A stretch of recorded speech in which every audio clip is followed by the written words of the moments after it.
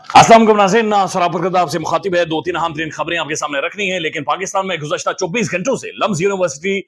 Top trend कर रही है। सानिया 30 अक्टूबर टॉप ट्रेंड कर रहा है और पाकिस्तान में सिस्टम ये महसूस कर रहा है कि लम्स यूनिवर्सिटी के अंदर नौजवानों ने जो सवाल पूछे हैं, जो बुनियादी सवाल पूछे हैं, वो सिस्टम के लिए गले की हड्डी बन गया है। और काकड़ साहब को जिसने भी मशवरा दिया था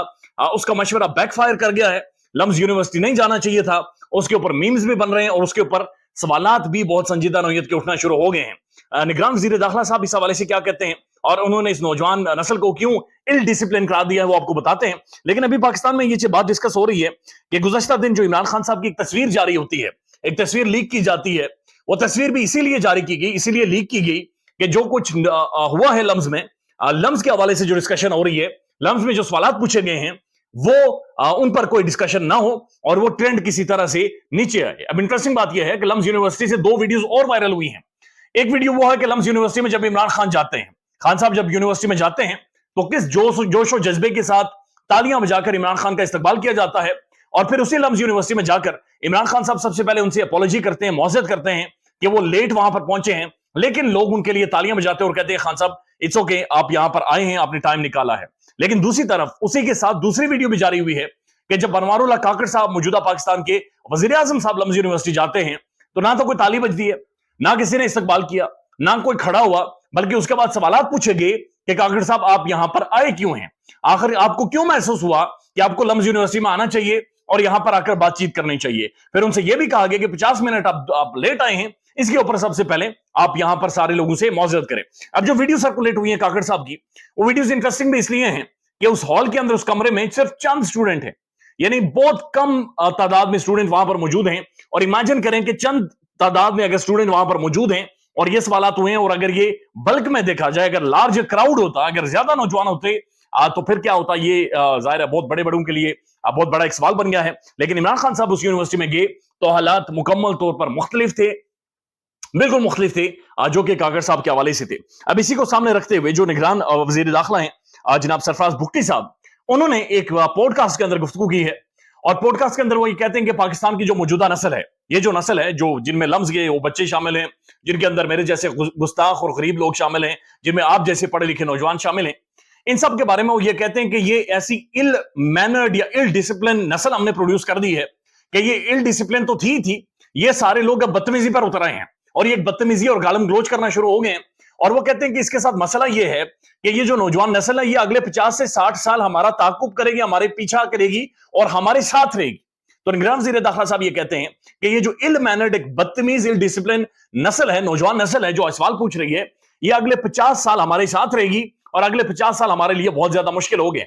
अंदाजा लगाइए कि निगरान वज़ीर दाखिला साहब इस नस्ल को कह रहे हैं, हम सबको कह रहे हैं कि ये इल डिसिप्लिन है और ये बदतमीज नस्ल है। यानी इन्होंने इस नस्ल को दिया क्या है? पाकिस्तान के अंदर भूख, नंग, बेरोजगारी, तबाही, तालीमी ढांचा बिगड़ा हुआ। पाकिस्तान के अंदर यूनिवर्सिटीज में असातिज़ा क्या करते हैं? यानी यकीन माने गपशप के ऊपर आज भी नंबर दिए जाते हैं, आज भी स्टूडेंट्स यूनिवर्सिटीज के अंदर अपनी फी पूरी नहीं कर सकते, पाकिस्तान के अंदर आपको नौकरी नहीं मिलती। और ये जो उसके बाद एक ही रास्ता पाकिस्तानियों के लिए, यानी डिग्री करने का, पीएचडी करने के बाद एक ही रास्ता छोड़ा जाता है कि दुनिया के किसी मुल्क में जाएं, वहां पर जाकर थर्ड सिटीजन हूं और वहां पर दरखास्त करके 4 पैसे कमाएं और वो पाकिस्तान भेजें ताकि आपके घर वाले किसी तरह से अपनी जिंदगी गुजारे। और इस नस्ल के बारे में वो ये कह रहे हैं कि ये इल डिसिप्लिन नस्ल है, ये बदतमीज नस्ल है और ये हमारा ताकुब करेगी, हमारा पीछा करेगी और ये अगले 50 साल हमारे साथ रहेगी। यानी ये वो नस्ल है जिनके चेहरों के ऊपर बुढ़ापा नजर आता है, ये वो नौजवान नस्ल है, यकीन करें इनके मुंह मुरझाए हुए हैं, ये एक डिप्रेशन के फेज से गुजर रहे हैं और इनके चेहरों के ऊपर गुर्बत के आसार, मायूसी के आसार, लॉलेसनेस के आसार नजर आते हैं।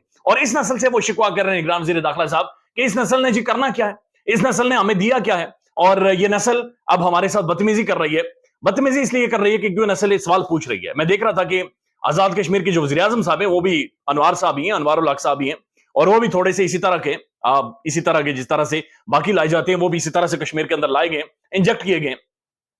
सेनेट की स्टैंडिंग कमेटी में जब वो पेश होते हैं तो वहां पर आकर वो कहते हैं कि जनाब ये हम आखिरी नस्ल हैं जो पाकिस्तान से मोहब्बत करते हैं। अब इसके बाद जो उन्होंने इसका रीजन पेश किया, रीजन बड़ा इंटरेस्टिंग है। वो कहते हैं कि जो आजाद कश्मीर के अंदर नस्ल है, जवान नस्ल, वो सारे लोग सवाल पूछते हैं, वो नौजवान नस्ल अब सवाल पूछ रही है तो उन सवालों के जवाब मेरे पास नहीं है, लिहाजा हम आखिरी नस्ल हैं जो आपसे प्यार करते हैं। यानी अजीबो गरीब है, ये एक मजनू की स्टेटमेंट है, ये वज़ीर आज़म की स्टेटमेंट नहीं हो सकती कि कश्मीर के नौजवान सवाल पूछते हैं। नस्लें तो वो होती हैं जो सवाल पूछें, اصل بات تو شروع وہاں سے ہوتی ہے، پڑھے لکھے نوجوان اسے کہتے ہیں جو سوال پوچھیں اور آپ جواب دیں ان کے، لیکن یہ کہہ رہے ہیں کہ چونکہ یہ سوال پوچھ رہے ہیں تو یہ بدتمیز ہیں، لہٰذا لمز یونیورسٹی نے جو ایک ڈنگ نکالا ہے، پورے سسٹم کا ڈنگ انہوں نے نکال لیا ہے، اور جو 4 سے 5 سوالات ہیں ان نوجوانوں کے، ان بچوں کے، یقین کریں انہوں نے سسٹم کے اندر تھر تھری مچائی ہوئی ہے، اور لمز یونیورسٹی اب ان کا تعاقب کر رہی ہے اور ان کا اب پیچھا کر رہی ہے، اور ان کے لیے اور زیادہ بہت زیادہ مشکلات ہو گئی ہیں۔ اب ایک اور خبر ہے، اور یہ عمران خان صاحب کے حوالے سے، عمران خان صاحب نے ایک پیغام بھیجا ہے اور اپنی فیملی کے ذریعے انہوں نے کنوے کیا ہے، اور عمران خان صاحب کا یہ واضح پیغام ہے جو ان کے ٹویٹر ہینڈل سے بھی آیا ہے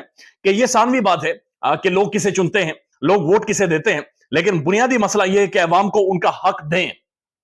پاکستانی عوام کو، پاکستانی نوجوان نسل جسے یہ بدتمیز کہتے ہیں، یہی نوجوان نسل 60% ہے اس ملک کی، اور 60% یہ ووٹ بھی جائے گا، یہ لوگ ووٹ بھی ڈالیں گے، یہ لوگ سب رجیم چینج کو بھی دیکھ رہے ہیں، سارے معاملات کو بھی دیکھ رہے ہیں، لہٰذا یہ ایک بہت بڑا مسئلہ ان کے لیے بن گیا ہے۔ عمران خان صاحب نے کہا کہ اس نوجوان نسل کو، پاکستانی عوام کو ووٹ کا حق دیں، انہیں اپنا لیڈر منتخب کرنے دیں۔ یہ بات کی بات ہے، یہ کسے سلیکٹ کریں گے، یہ کسے منتخب کریں گے، عوام ہی سلیکٹ کر سکتی ہے، عوام ہی الیکٹ کر سکتی ہے، عوامی لوگوں کو اقتدار میں لے کر آئے گی، لہٰذا یہ بات کی بات ہے، لیکن سب سے پہلی بات یہ ہے کہ ان لوگوں کو ووٹ کا حق دیں۔ ساتھ ساتھ عمران خان صاحب نے کہا کہ یہ پاکستان کے لیے سب سے اہم ترین اور فیصلہ کن لمحہ ہے، یہ 75 سالہ تاریخ میں پہلی دفعہ ایک نازک موڑ ہے، یعنی ہمیشہ کہا جاتا ہے پاکستان نازک موڑ سے گزر رہا ہے، لیکن یہ عمران خان صاحب کے مطابق یہ سب سے زیادہ نازک موڑ ہے، اور یہ ایسا نازک موڑ ہے کہ یہاں پر آپ کو فیصلہ کرنا ہوگا، اور فیصلہ اور جو مختصراً بات یہ ہے کہ پاکستانی عوام کو ووٹ ڈالنے کا حق دیں تاکہ پاکستانی نوجوان ووٹ ڈال سکیں۔ پھر ایک اور خبر ہے، اور یہ خبر بڑی افسوس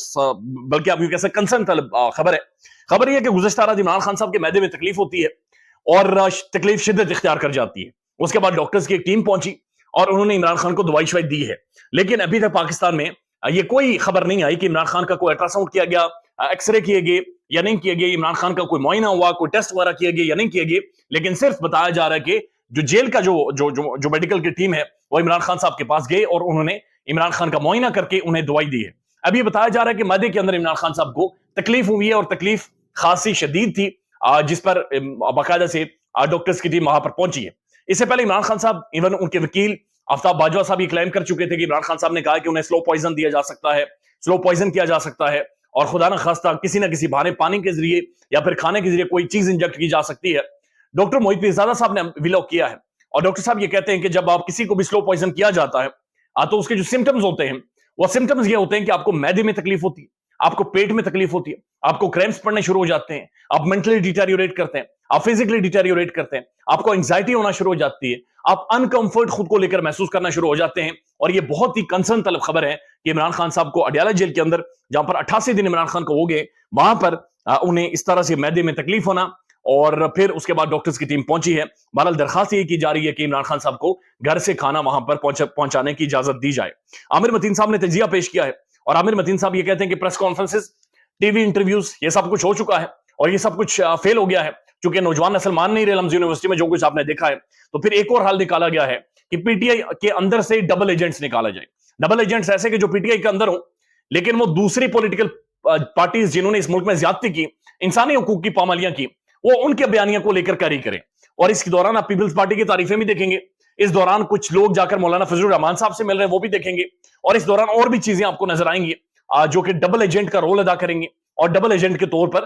اپنی پارٹی کا یعنی خان کا بیانیہ ہی اسے ہی متاثر کرنے کی باقاعدہ سے کوشش کی جائے گی۔ خیال رکھیے گا اپنا، اللہ حافظ۔